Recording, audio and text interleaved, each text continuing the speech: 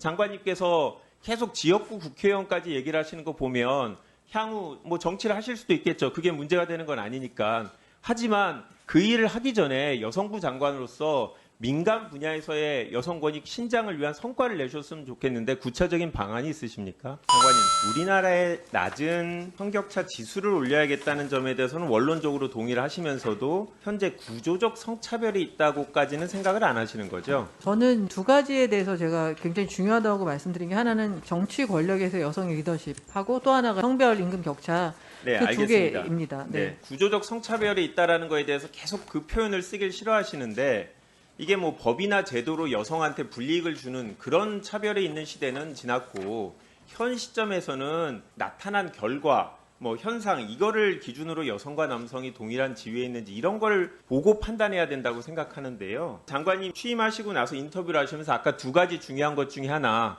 정치 권력에 있어서의 여성의 권익 신장에 대해서 많은 말씀을 하셨습니다. 지역구 뭐 여성 후보 할당량을 늘려야 된다. 정치 영역에서 여성 대표성이 높아져야 된다. 특히 국회에서의 여성 비율이 확대되는 건 적극적으로 찬성한다. 수많은 인터뷰에서 다른 분야가 아니라 정치권에서의 여성 권력, 여성 권한, 여성 비율 확대 이런 부분이 필수적이라고 하셨습니다. 동의합니다. 100% 동의하고 아직 개선해야 될 부분이 상당히 많다라고 생각을 합니다. 그런데 정치권 말고 민간 기업의 여성 고위직 비율을 늘리거나 임금 격차를 줄이는 거 이 부분에 대해서는 어떻게 생각하십니까? 기업의 어떤 자율성과 영리성 이런 거 부분 때문에 저는 조금 더 시장에서는 좀 자율성이 있었으면 좋겠다는 생각입니다. 2012년에 장관님께서 국회의원을 하실 때 여가부 국정감사에서 정부 공공기관 민간 영역까지 여성 고위직 비율을 늘려야 한다고 하셨습니다.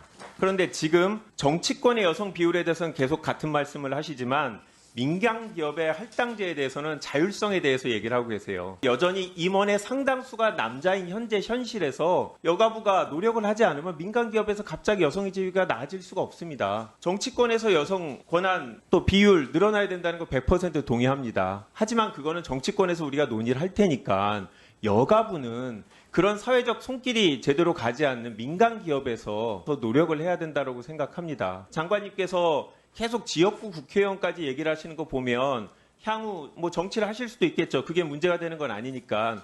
하지만 그 일을 하기 전에 여성부 장관으로서 민간 분야에서의 여성 권익 신장을 위한 성과를 내셨으면 좋겠는데 구체적인 방안이 있으십니까? 고용부 장관이 어느 정도의 의지를 가지고 이 문제를 해내느냐에 따라서 저는 굉장히 많은 진전이 있을 것이라고 생각합니다.